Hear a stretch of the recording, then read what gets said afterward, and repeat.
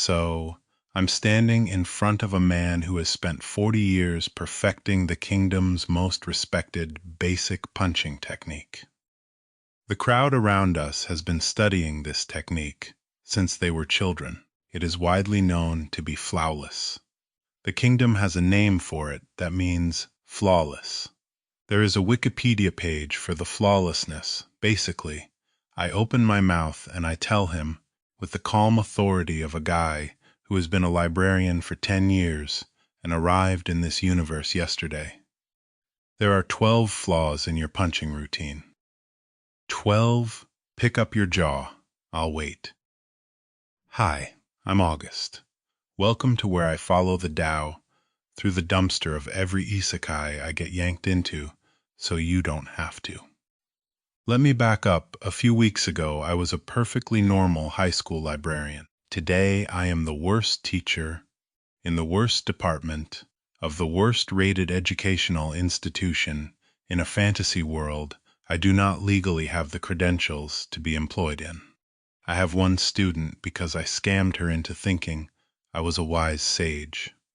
I have a fiancé I was apparently dumped by before I got here. I have a magical library inside my head that contains the flaws of every cultivation technique, weapon style, painting, recipe, medical procedure, and martial art it has ever observed. I cannot personally use any of these techniques.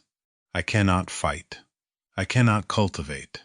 I cannot, under any circumstances, throw a punch. What I can do is open a book in my head, read the flaws of your punching, and roast you with surgical precision until you have a small breakdown about your life choices. That's the cheat. That is the entire cheat. By the end of this, you're going to know about the time I made 12 flaws appear in a flawless technique and humiliated a master in front of his own student. The time I bet for teachers their faces, like their actual faces, 3 slaps each, that I had recruited students. The time I went into the academy library and started flipping through every book on the shelf at the same time, including a manual called Basics to the Relationship of a Male and Female, while an elderly man slowly suffered an aneurysm watching me. And the time I told a famous painter, to his face, that his masterpiece was, quote, downright senseless. What the heck is this toy? The tally tonight is flaws. Read aloud this episode. It's exactly what it sounds like. Every time the library opens in my head and I publicly diagnose someone's life's work, it ticks up. We start at 0. The number we end on is going to upset you. In a good way. Let's go. I wake up in someone else's body. I want to skip past the metaphysical horror of this because, honestly, by the time you're conscious enough to register what's happened, you're already operating the new body and the old body is just gone. There was a fire. I remember a fire. I was a librarian at a high school in a city that no longer exists in any meaningful relationship to where I am now. The next thing I have access to is a chair, a desk, a piece of chalk, and a name. The name is Zhang Xuan. The name comes with a CV, Zhang Xuan, 24 years old, teacher at Hongtian Academy, a martial arts and cultivation school in the Tianquan Kingdom. Specialization, nominally combat instruction. Actual specialization, failure. Zhang Xuan was the lowest-ranked teacher in the entire academy. He scored a 0 on the last teacher qualification examination. A record. The first and only 0 in the academy's history. He had a previous student whose cultivation went berserk while under his guidance, which is the Wuxia equivalent of having a dead patient on your record. His reputation is so toxic that new students audibly recoil when they hear his name. He was briefly drinking himself into the grave about all of this when August, librarian, Earth, moved into the body. The previous occupant's final regret was that he had not recruited a single student before being expelled. That regret is now my regret. The Academy has issued an ultimatum. One student by the end of today, or my teacher's qualification is revoked, and I am physically removed from the building. I do not know how to teach martial arts. I do not know how to cultivate. I do not know what cultivation is. I have read approximately 40 xianxia novels in my previous life, because I was a librarian and I was bored, but knowledge of the genre is not the same as competence in it. What I have, in this moment, is panic and one high school education. I want you to understand the structural absurdity. I am being asked, by a fantasy world, to recruit a student to a class I cannot teach in a discipline I do not possess, in a body I have been operating for 6 hours. 17 prospective students have already passed my door today. Every single one ran, specifically, ran, the way you run from a man holding a sandwich board on a sidewalk who locks eyes with you. This is when the girl appears. She has a cute face and a sweet voice and a hopeful expression and the energy of someone who has not yet been online enough to know what's coming. She steps into my doorway and she asks, and I'll spare you the full politeness of the original phrasing, "Excuse me, is this Teacher Lu Xun's classroom?" Teacher Lu Xun is the Academy's star teacher. His lessons are packed. His name is the reason most of the freshmen enrolled. He is, structurally, the Goku of this campus. His classroom is 2 doors down. She is in my doorway, by accident. Reader, I tell her, calmly, with the seated dignity of a sage who has been on this stool for hours, waiting for someone of her quality, that yes, I am also a teacher of the Academy. I have, in fact, been here a long time, and I would like to take a look at her bones, talents, and personality, and recommend a teacher suited to her specifically. Because I have read the genre, I know the move, I know that fortune tellers operate on Barnum statements. Vague flattery, the listener will fill in themselves. You have hidden depths. You are stronger than you know. You have been training diligently and arduously, and your foundations are solid. I have all of these in the chamber. They are loaded. She demonstrates her cultivation. I have no idea what I'm looking at. I deliver the Barnum statements anyway. Your foundations are solid. Your talent is top-notch. You are a hard-to-come-by genius. The strength on your legs is just like a coiling dragon. She interrupts me to inform me that her leg is in fact crippled. I do not break stride. I do not take a beat. I open my mouth and I say, and I want you to know I am inventing this in real time, with no theological backing, no genre training, just the muscle memory of having watched Kung Fu Hustle once. Through destruction will there be rebirth. Although your leg is injured, you were unexpectedly blessed with an opportunity that no one else expected. As long as you grasp it properly, your legwork will become your greatest strength. Others can only look on with envy. She buys it. Her eyes light up. I keep going. I tell her opportunity is rare. I tell her only 3 teachers in the Academy can spot it. I tell her 2 of them have stopped accepting students. I tell her I, regretfully, am the only one available, and even I am not sure I have the time. She offers, voluntarily, on her knees, to sign her life over to me as her master.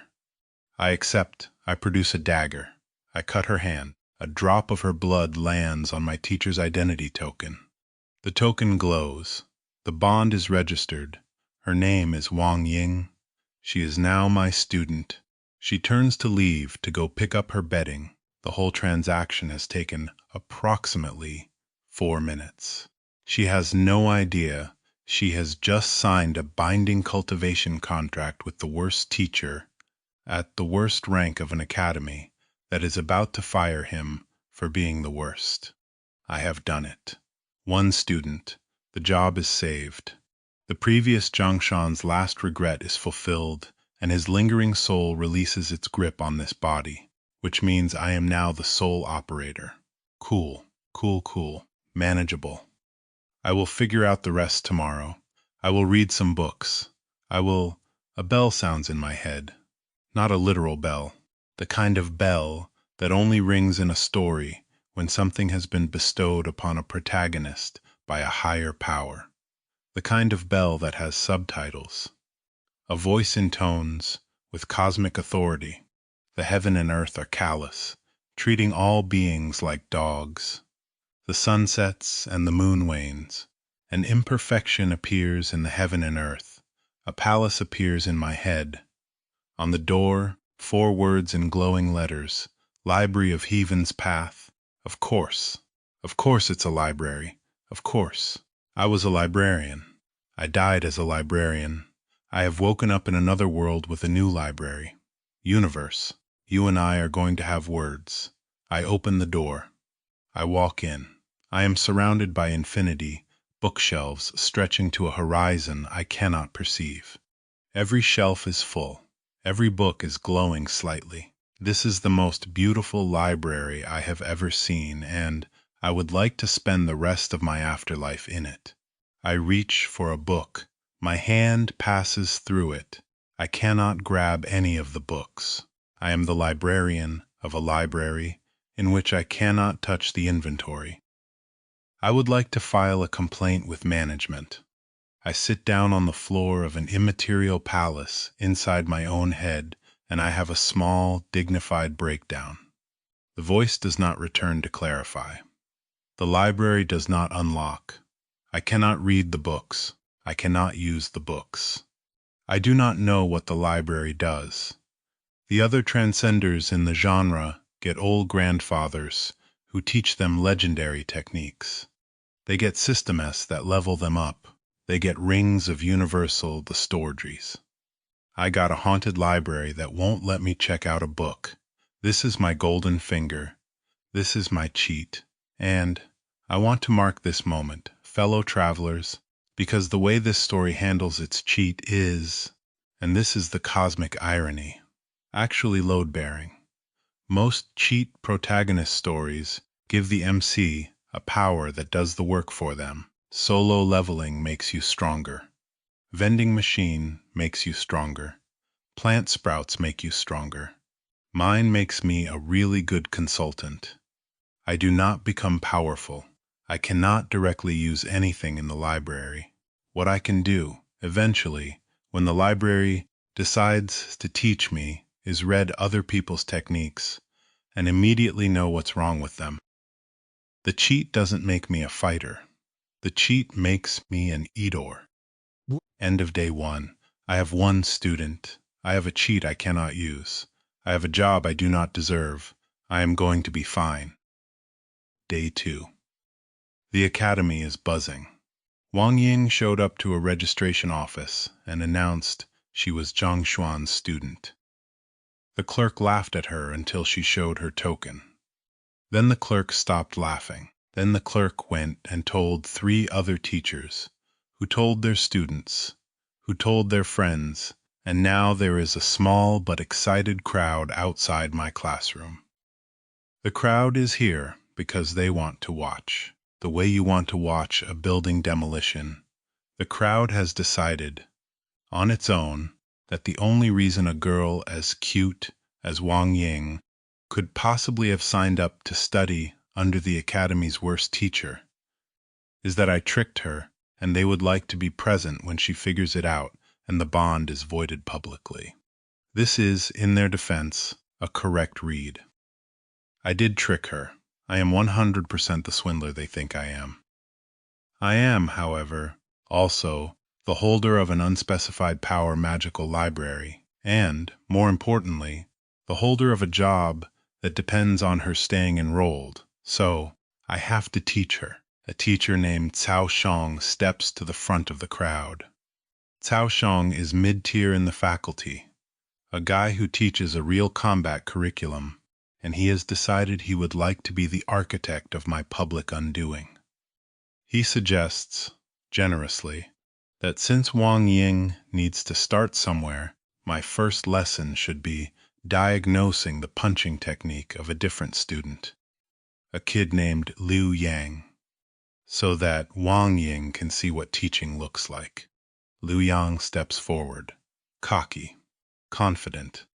He bows to me with the exaggerated humility of a person who is publicly performing politeness while privately enjoying my coming death.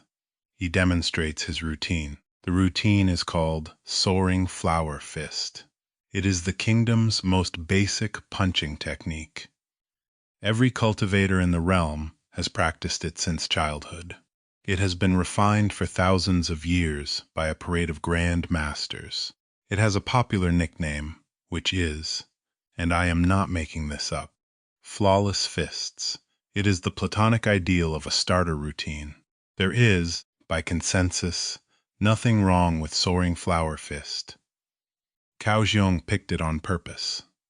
He wants to watch me fail, to find a single flaw in the technique that has officially been declared flawless. The bell in my head rings, the library opens, a book materializes on a shelf with Liu Yang's name and the words Soaring Flower Fist on the cover. I can finally grab this one. I open it, and the book is mostly clean, well-organized prose describing the technique. Until the back, where there is a section titled in unforgiving red ink, Flaws. The section is a numbered list. There are 12 entries, the flawless technique that has been refined by a parade of masters for thousands of years, has, when scrutinized by the Library of Heaven's Path, 12 discrete flaws. I close the book in my head. I turn to Liu Yang. I open my mouth. I say, and I want you to remember I have read this for the first time in the last 30 seconds and have no idea what any of these flaws actually mean in martial arts terms. I say, with the calm authority of a sage who has been waiting his whole life for this moment. There are many flaws in your punch routine. A total of 12 of them. The crowd loses it. People are laughing in actual disbelief. 12? A guy says, doubled over. He's making it up, says another. The Soaring Flower Fist is flawless, you idiot, a third one shouts. Cao Shang is grinning, so wide I can see the back row of his molars. He has me. He thinks he has me. He invites me, with elaborate fake politeness, to enumerate the 12 flaws so that Liu Yang may benefit from my profound wisdom. I almost panic. The flaws in the book are technical. They use cultivation terms I do not have. They reference meridians and key paths and bone alignments, and I cannot, conversationally, explain a single one of them in front of a hostile audience without giving away that I am reading them off a magical cue card. So I do the only thing I can do. I gamble. I ignore 11 of them. I look at flaw number 12. Flaw number 12 says, the technique is right-handed by design. Performed with the left hand, the natural force vectors invert, and an additional 30% of striking power becomes available through reverse rotation of the shoulder. I look at Liu Yang. I tell him, with the bored confidence of a sage delivering a casual gem, try the routine with your left hand. Strike that stone pillar, the crowd loses it again. Louder this time, because everyone, including, importantly, ME, knows that one's non-dominant hand is weaker. Asking a right-handed striker to use his left hand is the dumbest possible suggestion. Cao Xiong is now on the verge of actual physical movement from joy. The Wang Ying defection is imminent. She will withdraw her token in front of everyone. I will be fired in 17 minutes. Liu Yang, snickering, performs the routine left-handed. His fist hits the stone pillar. The pillar, which had previously registered approximately 60 kilograms of force from his right hand, registers on the kinetic measurement device every Wuxia Academy apparently has. 80 kilograms, a 33% increase. Liu Yang stares at his own fist. Kaoxiang's smile freezes. Wang Ying, standing behind me, says, quietly, in genuine awe, "Teacher?" The crowd is recalculating.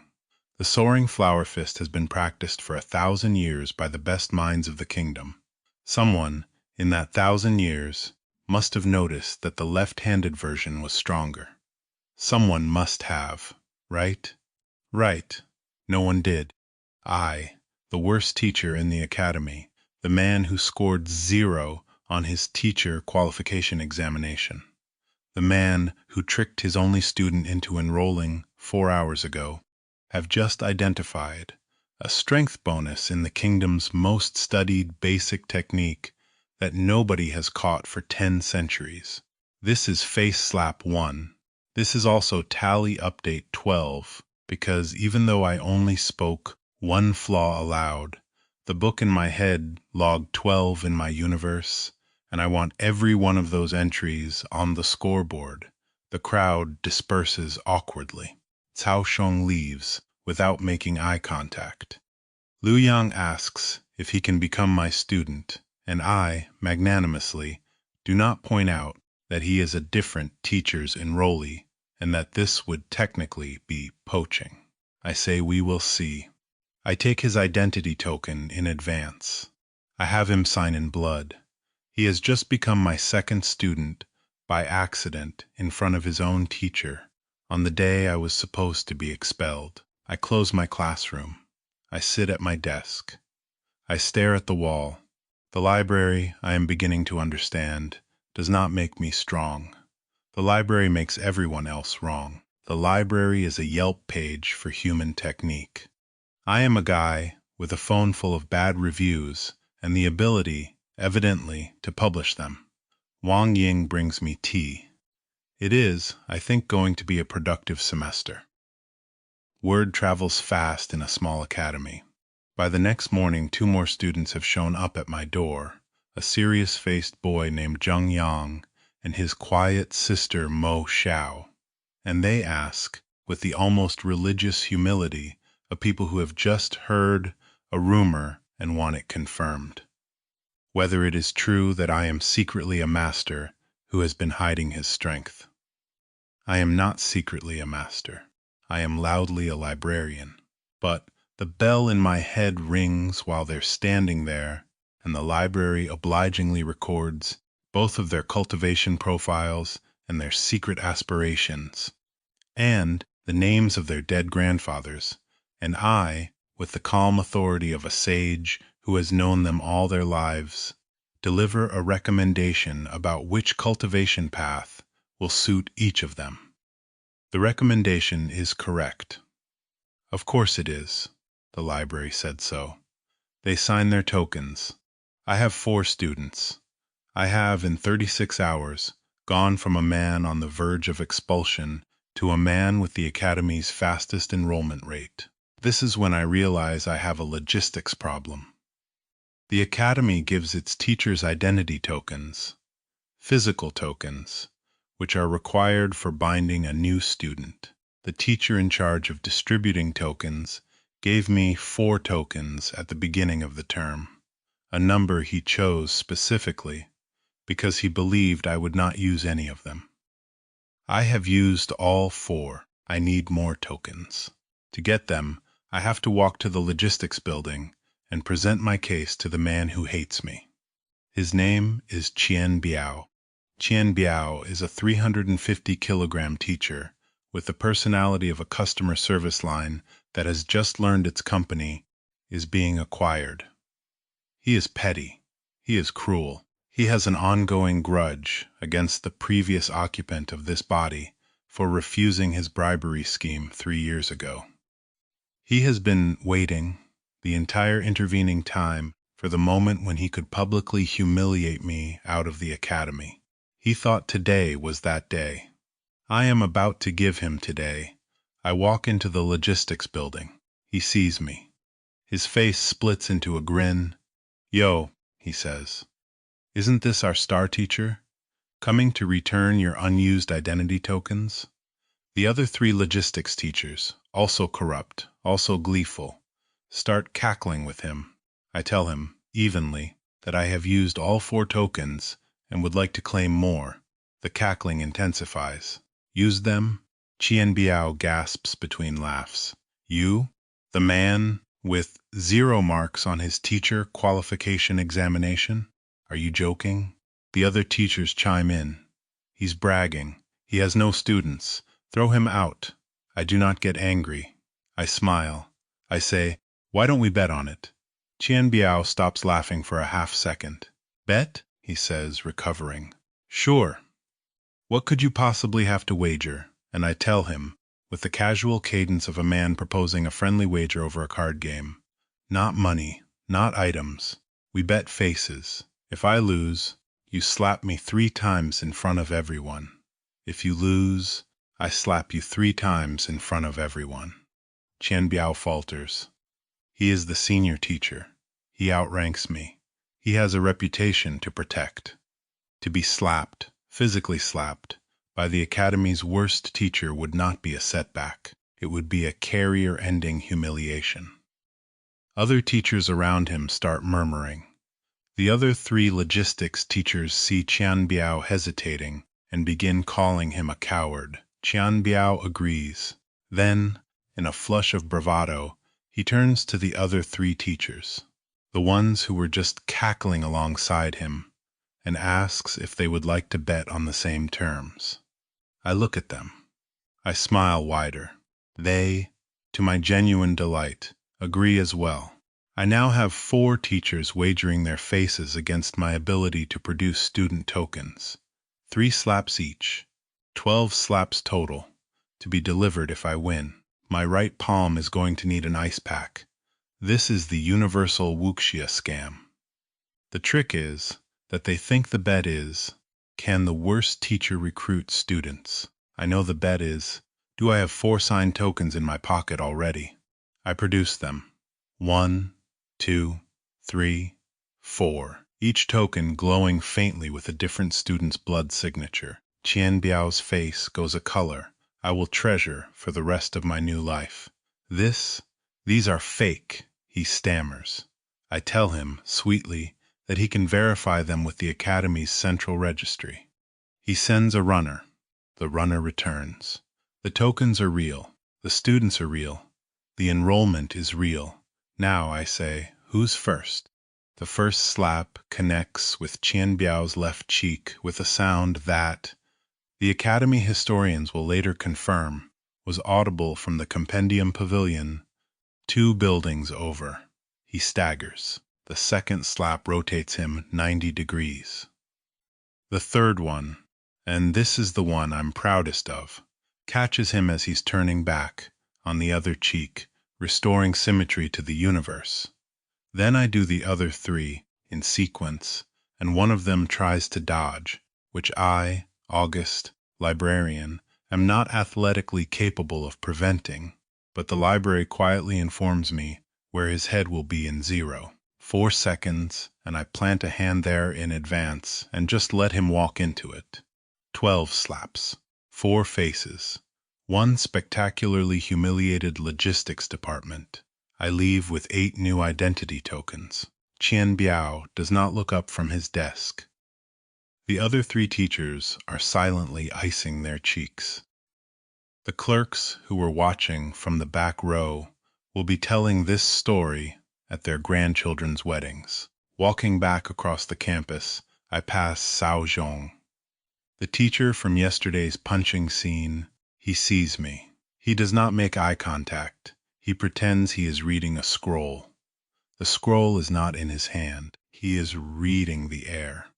I want to take a beat here, because the next few weeks of my life are essentially this same scene, over and over, escalating in stakes. A young mistress named Zhao Ya shows up at my classroom. The daughter of a major clan, the kind of student every teacher wants to recruit. And she has a cultivation issue called pure yin body that the Academy's masters cannot resolve. The library tells me, in 12 seconds, exactly which cultivation technique she needs. She becomes my student. Her clan tries to forcibly retrieve her.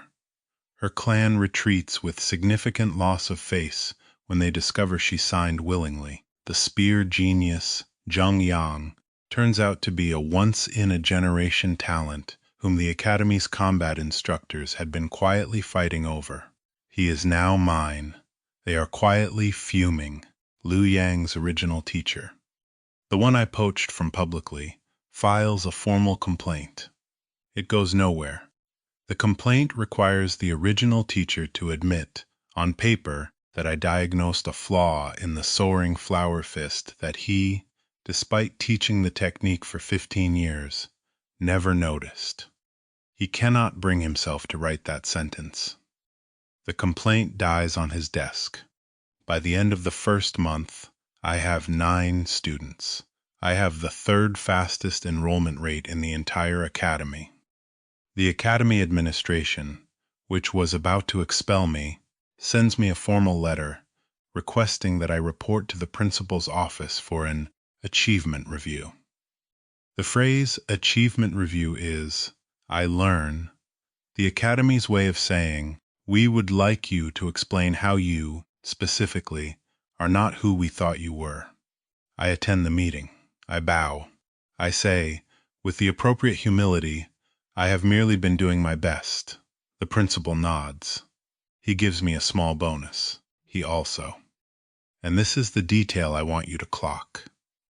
Quietly assigns me to a meeting with the Academy's Standing Review Board, because if a teacher who scored 0 is suddenly producing this kind of enrollment, there is, in his mind, only one explanation, which is that I am secretly a powerful master who has been concealing his strength. He is half right. I am secretly powerful.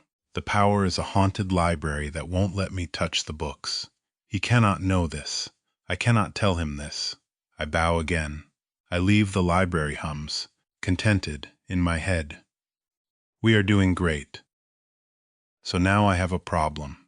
The problem is that the library, which is my entire personality and approximately my entire competence, only catalogs things I have personally observed.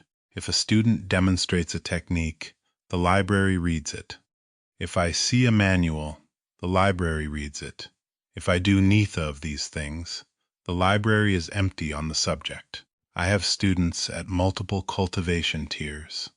I have students with weapons I have not seen. I have students who will at some point ask me a question about a cultivation art the library does not yet contain. When that happens, my entire act collapses. I will be revealed as the librarian I am. I need to feed the library. The academy has a building specifically for this purpose. It is called the Compendium Pavilion, and it contains every manual the academy owns. Cultivation techniques, battle techniques, medicinal recipes, forging guides, painting manuals. There is, somewhere in there, a book called Basics to the Relationship of a Male and Female, which I will return to in a moment because it becomes load-bearing. The Compendium Pavilion is guarded by a man named Elder Mo. Elder Mo is, if I have to describe him, the customer service line of the Academy's intellectual life. He has been guarding this pavilion for 40 years. He has personally watched every teacher pass through. He believes the Compendium Pavilion is sacred. He believes books are to be read slowly, with reverence, with notes taken in a separate journal, with quiet contemplation. He believes the Compendium Pavilion is not, structurally, a Costco. I am about to treat the Compendium Pavilion structurally exactly like a Costco. I want to be clear. I respect Elder Mo. Elder Mo is a man of integrity. He believes in scholarship. In another life, in my old life, Elder Mo and I would have been friends. We would have argued about Dewey Decimal alternatives. He would have shown me his rare manuscript collection, and I would have shown him the time. I won an academic library budget appeal. Instead, in this life, I am about to commit, in front of him, the largest single act of disrespect to his life's work that he has ever witnessed. I walk in. He frowns. He has heard about my recent activities. He believes, correctly, that I am a reckless braggart who is using the Compendium pavilion to look educated rather than to be educated. He almost denies me entry. He is talked out of it by another teacher, a beautiful and brilliant woman named Shenbi, who pleads on my behalf for reasons I will eventually realize involve genuine intellectual curiosity about how the worst teacher in the academy is suddenly producing real results. And Elder Mo grudgingly permits me access. He warns me, on the way in, that he will be watching. I bow to him. I thank him. I walk into the Compendium pavilion. I close the door behind me. I look at the bookshelves. There are, by my rough count, several 100,000 volumes. I crack my knuckles. The library, I have recently discovered, does not require me to read a book to catalog it. It only requires me to open it. Even a half-second flip through is enough. The library catalogs everything in the moment, automatically, including every single flaw of every single technique described in every single book. I do not need to study. I do not need to take notes. I do not even need to understand what the books are. I have come to the Compendium pavilion to do a speed run. I walk to the first bookshelf. I grab, and I am not exaggerating, 10 books at once. I flip them all open simultaneously. I move my eyes across them in approximately 0.3 seconds per book. The library catalogs all 10. I shove them back. I grab another 10. Behind me, Elder Mo, watching through the doorway, has frozen mid-sip of his tea. I move to the next shelf. 20 books. The shelf above, 15. I am reading at the pace of a man trying to demolish a wall with his face. I am visibly not studying. I am visibly not respecting the books. I am pulling them off the shelf in armfuls, fanning them open like card decks, jamming them back, and moving on. The titles I am ingesting include, and I have been keeping a list because the library shows me as it catalogs, Cultivation of Wisteria, The Way of Amalgamating Yin and Yang, Refining Green Emerald Pill. The important aspects one should take note of in forging equipment. And, yes, basics to the relationship of a male and female. I have to pause on that one. Basics to the relationship of a male and female is, in this universe, in the cultivation library, treated with the same gravity as the cultivation manuals. It is shelved between refining green emerald pill and the important aspects one should take note of in forging equipment. I do not know who wrote it. I do not know what it contains. I do not need to know. The library has it catalogued in 0.4 seconds, and I have moved on. Somewhere, in a corner of my head, there is now a complete, annotated, flaws-marked guide to this universe's romantic dynamics, and I will never again open it, because to open it is to admit it exists. But the library remembers. I keep speed running. Whores pass. I do not stop. I do not eat. The library is humming continuously. Outside, Elder Mo has now been joined by the goddess teacher Shenbi, who, having returned to check on her own books, now witnesses me grabbing 30 volumes at once and stuffing them back without breaking eye contact with the next shelf. She is staring. She is staring hard. She does not know, she cannot know, that I am imprinting an entire wing of the Compendium Pavilion into a magical library inside my brain. From the outside, what she is watching is a man who appears to be having a nervous breakdown in the manuscripts section.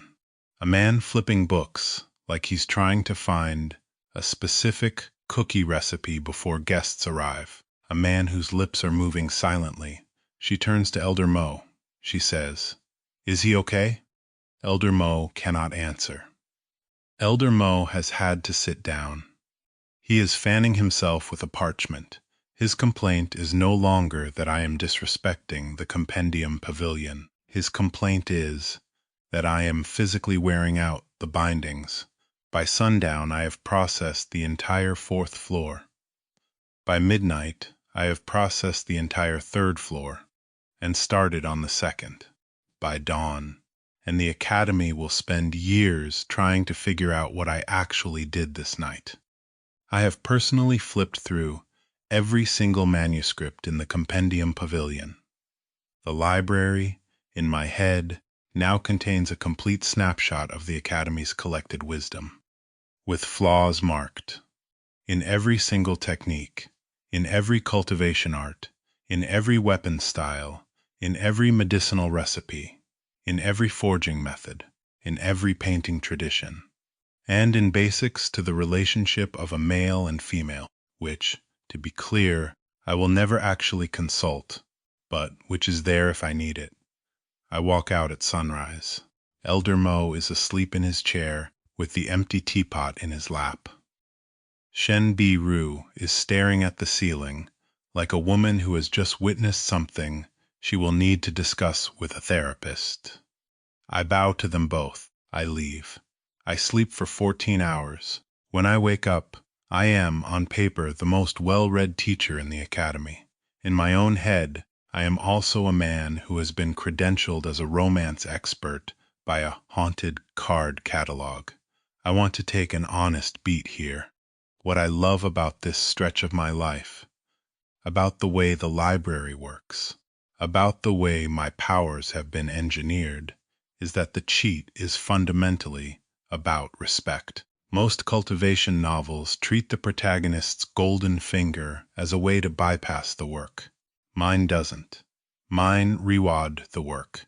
The library catalogs what I observe, but I have to observe it. I have to walk into the Compendium pavilion.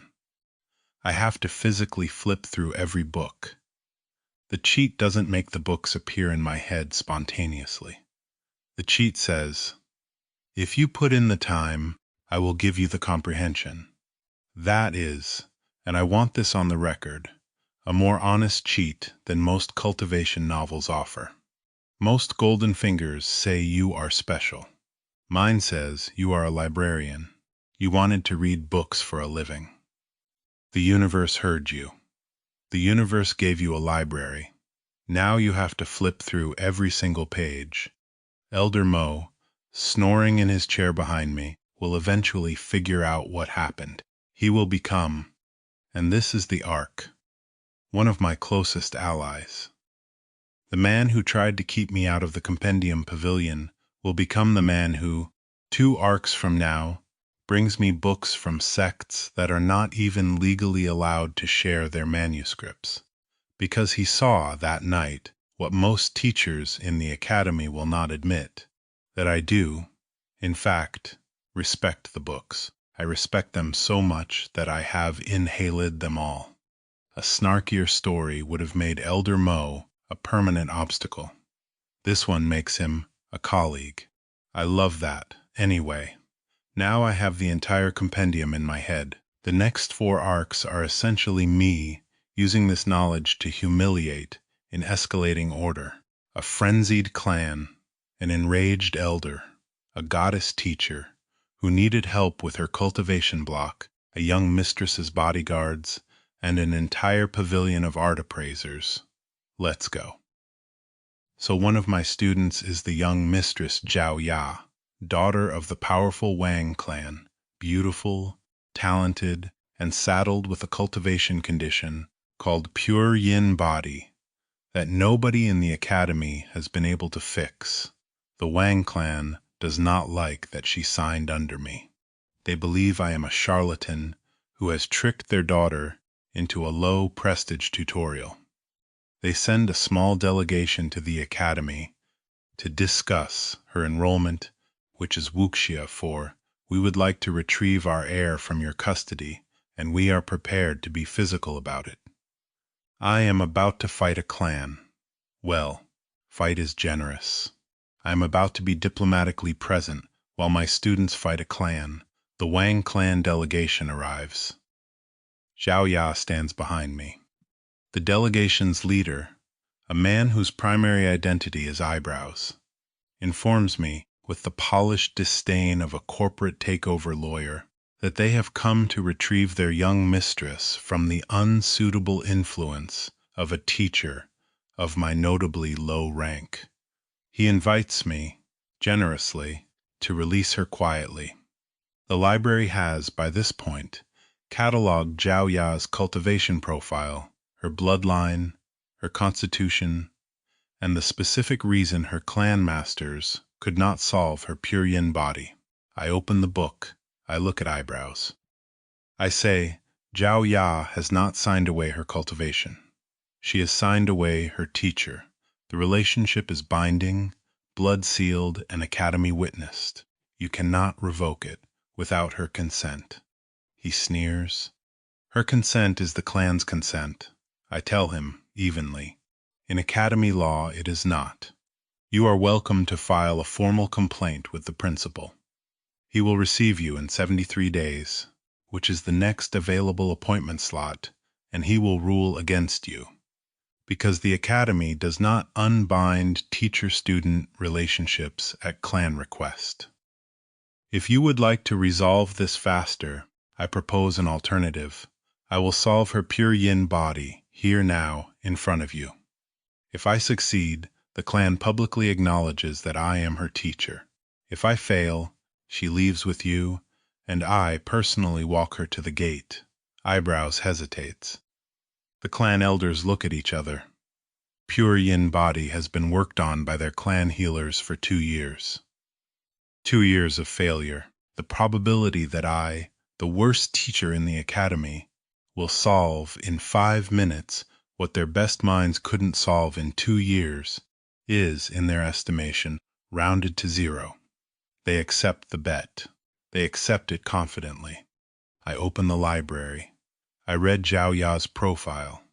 I check the cross-reference against the Heart of Tranquil water cultivation method. I cataloged 4 nights ago, in the Compendium pavilion's 3rd floor, in the section between water attribute techniques and meditation guides. The method, with its flaws corrected by the library, is exactly the right tool. I walk Zhao Ya through the breathing pattern. I correct her stance. I adjust her hand position. I tell her to focus on the cool water in her dantian. I count her through 12 breath cycles. By breath 9, her face changes color. By breath 12, her cultivation breakthrough cracks open the air, the pure yin body, the condition the Wang clan healers have failed to resolve for 2 years. Resolves. In front of the Wang clan delegation, in 5 minutes. With nothing more than corrected breathing, the delegation is silent.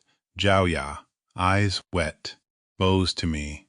Eyebrows tries to maintain his posture. Eyebrows is failing to maintain his posture. Eyebrows says, after a long beat, and I want this beat to land because it is the line that defines the scene. How did you do it? I tell him, gently, I am a teacher. Teaching is what I do. I do not explain the library. I do not explain the cataloging. I do not explain that I have, in my head, every cultivation manual ever produced by this academy, and can cross-reference pure yin body cures in the time it takes a normal cultivator to scratch their nose. I just smile. The Wang clan delegation withdraws. They will return in 48 hours with a public apology and a gift basket of clan resources for the academy. Zhao Ya remains my student. The academy administration, watching from the principal's window, takes notes. The next several days are a blur. Goddess teacher Shen Bi Ru, the one who pleaded for me at the Compendium pavilion door, comes to my office and asks, with the careful politeness of a teacher who has noticed something is happening, but cannot identify what it is, if I would be willing to take a look at her cultivation. She has been stuck at Fighter 5 Dan Pinnacle for 3 years. She cannot break through to Pixua realm. She is the Academy's most beautiful and most diligent young teacher. Her stalled progress is a known tragedy. I open the library. Her cultivation manual is in there. I read it. Her flaws are recorded. I tell her, and I want to be clear, I am being generous because she saved me at the Compendium pavilion door, that her current method is incompatible with her body type, and that there is a small adjustment in her Heart Sutra that, applied for 2 weeks, will allow the breakthrough. She thanks me. She leaves. 2 weeks later, she breaks through. She is now Pixua realm. She is now the Academy's youngest Pixu realm teacher in 100 years. She tells everyone that I helped her. The Academy administration takes more notes. A bodyguard for one of my other students attempts to assassinate me. A long story involving rival clans, a misunderstanding about my true power level, and a mistaken identity issue that is too convoluted to recap. And during the assassination attempt, I, having prepared by reading every assassination technique in the Compendium pavilion, calmly walk the assassin through the 17 flaws in his approach, then point out that he has misjudged the angle of his strike by 3 degrees, then suggest a small correction, then watch him correct it, then watch him stab himself in the leg. He stabs himself in the leg. I am not making this up. The library opens, the technique is read, the flaws are diagnosed, the assassin takes my advice because I sound so authoritative, and he applies the correction which causes the blade to invert in his grip and embed in his own thigh. He drops to the ground howling. My students walk in. They believe I have just disarmed a master assassin in single combat. The story spreads. I do not correct the story. My reputation, fellow travelers, is now operating on its own. I have not even been in this body for 2 months. The Academy is talking about me. Other sects are reportedly receiving reports about me. The principal has invited me to his private tea ceremony 3 times in 2 weeks. Wang Ying, my first student, the one I scammed, has won a freshman tournament. Liu Yang, the boy I poached publicly, has won a separate tournament with the left-handed soaring flower fist, which is now, on his insistence, being added to the Academy's official curriculum as the improved soaring flower fist. The kingdom is restructuring its martial canon around a flaw I diagnosed because the library told me to. I am not, by any cultivation metric, strong. I cannot fight a freshman. I am, somehow, the most influential teacher at the most prestigious academy in the kingdom. The library hums. We are doing great. Cut. So now we are at the auction. Specifically, the auction of the Hongxian Pavilion, a famous gathering for art collectors, masters, and wealthy clans, where rare works are appraised, traded, and showcased. I have been brought to the auction by a young woman named Huang Yu, an aspiring student who wants to introduce me to a famous painter named Master Lu Chen, in the hope that Lu Chen will accept her as a student. She believes that I, with my recent reputation as a polite and educated teacher, will charm Lu Chen, and that her introduction of me will earn her favor. I want to be clear, before this scene begins, that Huang Yu is about to have the worst day of her life, and it is going to be my fault, but in a way she will eventually thank me for. We arrive at Lu Chen's pavilion.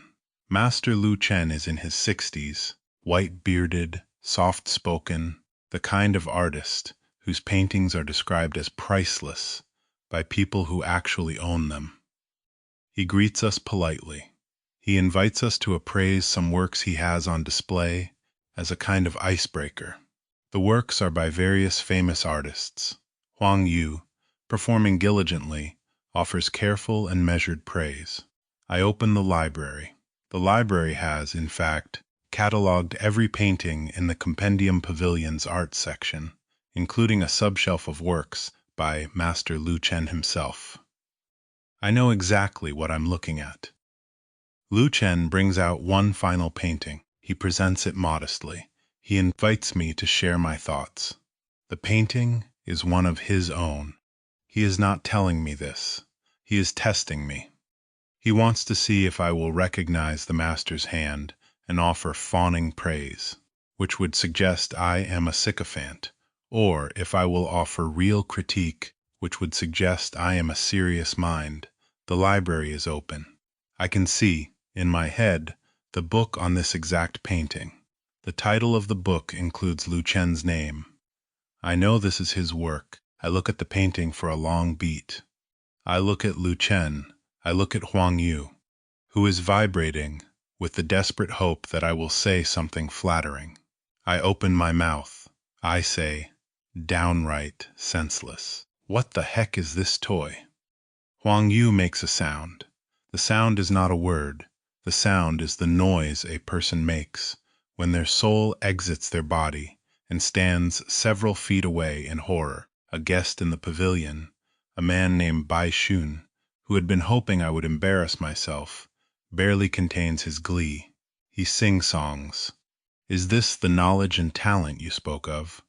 Skilled in zither, chess, literature, and painting. Master Lu Chen does not get angry. Master Lu Chen, instead, with the curiosity of a man who has heard every kind of praise and every kind of insult and is genuinely interested in this new variant, says calmly, "Why would you make such an evaluation? Is there a problem with the painting?" I bow apologetically. I claim, with feigned shock, that I had no idea this was the master's work, and I beg forgiveness for my brashness. Lu Chen waves it off. He insists I evaluate the painting, not the painter. I straighten up. I look at the painting again. I say, with the calm authority of a man who has been waiting his entire, transmigrated life for this moment. If we are talking about this painting alone, even if it is drawn by the master, I can only use these 8 words to evaluate it. Downright senseless. What the heck is this toy? Huang Yu makes the soul-leaving sound again. Louder. I pause. I add, however, the room leans in. I say, this painting is indeed nothing much. Any artist by the street could draw it. It is already an overestimation to call it a toy. However, if one is able to see beyond its surface, then it is an astonishing creation that will leave its viewers in disbelief. Fraster Lu Chen's eyes narrow. Look beyond the surface? How should we look? I turn to Lu Chen's butler, an old gentleman named Uncle Cheng. I ask politely, "May I trouble you to bring a dagger?" Uncle Cheng looks at Master Lu Chen. Lu Chen, intrigued now, nods. Uncle Cheng brings a dagger. I take the dagger. I walk to the painting. I drive the dagger into the center of it. Bai Shun explodes. That is the master's work. Every single painting is incomparably valuable. Some are labeled as priceless treasures. Are you sure you can compensate him if you damage it? Huang Yu is trying to teleport. She has her eyes closed. She is praying. I cut the painting open. Behind the painted surface, concealed by a layer of pigmented silk, is a second painting, a hidden one. The painting beneath the painting is, the library informs me as it catalogues the new layer, Lu Chen's actual masterpiece. A technique he developed in his youth that he buried under a deliberately mediocre surface work because he never trusted any audience to deserve to see it. The second painting is, by every metric the library uses to evaluate art, an unflawed work. A painting with no flaws list, in a library that has catalogued 10,000 paintings and never once shown an empty flaws section. I look at it. I quietly, to myself, in my own head, register that this is the only flawless thing I have ever observed. I turn to Master Lu Chen. Master Lu Chen has stopped breathing.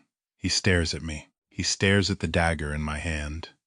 He stares at the cut surface of the painting that, until 40 seconds ago, no one in his household, including, possibly, himself in his old age, knew had a second layer. He says, very quietly, "How did you do it?" I bow. I say, "I am a teacher. Looking carefully is what I do." Master Lu Chen studies me for a long, long moment.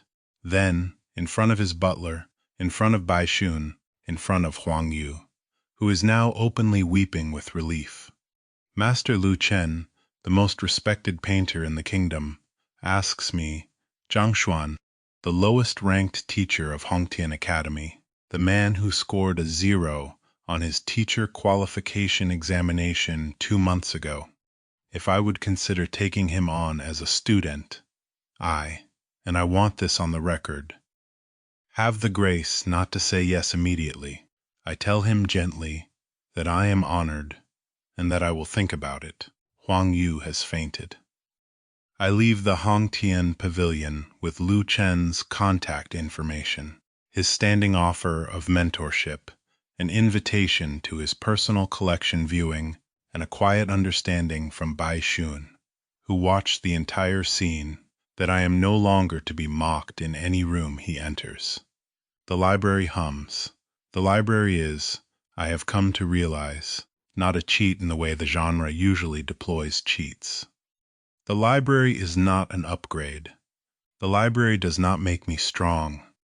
The library makes everyone else's life's work suddenly auditable. It turns every master into a manuscript I have already proofread. It makes the universe a Yelp page and gives me publishing rights. And the people who are most hostile to me on first contact, Cao Xiong, Qian Biao, the Wang clan, Elder Mo, Bai Shun, Master Lu Chen, keep arriving on the other side of the encounter as either my allies, my apologists, or in Lu Chen's case, my would-be students, because the library is correct, and being correct, in this universe, is the only currency that compounds. End of day 50. I have 9 official students. I have a goddess teacher who breaks records on a method I gave her. I have a famous painter requesting mentorship. I have a clan that publicly apologized. I have an entire compendium of human knowledge in my head, with the flaws marked in red ink. I have a chair in the principal's tea ceremony rotation. I am, by every external metric the Academy uses, the rising star of Hongtian. I still cannot personally throw a punch. The library doesn't care. The library never cared. So, honest verdict, what happened to me over the last 50 days is, structurally, the bog-standard misjudged protagonist transmigration. There's a guy who wakes up in a fantasy world with a cheat. The cheat seems weak at first. Everyone underestimates him. Then, one by one, in a series of escalating face-slap arcs, he humiliates the people who doubted him. By every checklist the genre uses, my life is generic. It isn't. What this story does, quietly, while we're distracted by 12 flaw-punching critiques and 4 teacher slap bets, is engineer a cheat with real character logic. The library reflects who I was before I got here. I was a librarian. I died as a librarian. The universe did not give me a sword or a system or an old grandfather. It gave me a more powerful version of the job I already had. The cheat doesn't just empower me. It tells me, in the language of cosmic gift wrapping, that the universe was paying attention to who I actually was. That is a more thoughtful treatment of the cheat protagonist than 90% of the genre offers. Most isekai say, you are special, and that's why you got the cheat. This one says, you were patient enough to spend 10 years putting books on shelves, and the universe noticed. And the way the cheat is balanced, the way it doesn't make me strong, only makes others wrong, means every face slap I deliver is mediated through someone else's actual ability. Liu Yang's stronger left hand is Hish's strength. Zhao Ya's breakthrough is her cultivation. Lu Chen's hidden painting is his art. The library doesn't replace anyone's work. It just sees the work clearly. That's a healthier relationship between the protagonist and his world than most cultivation novels manage. This is what the slop Dao is. This is exactly what we're here for. The genre we love is supposed to do this. It is supposed to bury opera inside silliness. The silliness is the door. The opera is the room. To my fellow travelers on the slop Dao, drop your favorite face slap in the comments. I am personally a Qianbiao supremacist. The third slap, on the rebound cheek, restored cosmic symmetry, and I felt that in my bones. Like and subscribe if you want me to keep going. Not because I need the numbers. I am also legally required to say that. But because this genre needs more people loudly defending it, and every subscriber here is one more person who will not let xianxia die quietly. We are the keepers of the way. The way involves a haunted library that reads paintings, and a librarian who has been credentialed in romance by a magical card catalog. Next video. I have not actually open-ed basics to the relationship of a male and female yet. Don't think the library hasn't noticed. Don't think the universe hasn't lined up an arc around it. Master Lu Chen is also, quietly, waiting on my answer to his mentorship request, which is the kind of thing that has consequences. And the Academy administration is putting together a review that is going to involve other sects, other masters, and the one thing I have been dreading since the day I got here, which is being asked to physically demonstrate my cultivation in front of an audience that will catch on, that I cannot. I have a magical library. I have 9 students. I have one goddess teacher possibly in my orbit. I have, somewhere in my head, a complete annotated guide to dating in this universe that I have not opened. I am August. The library is humming. The flaws are stacking. I'll see you next time. August and the Slop Dao, Episode 02, Teacher Brain in the Wuxia Academy, Days 150, First Person, Final Tally. Flaws read aloud, uncountable. How did he do it? 5. Faces slapped, 12. Students, 9. The library would like to remind the host that basics to the relationship of a male and female is still on file, available, fully cataloged with flaws marked, awaiting consultation.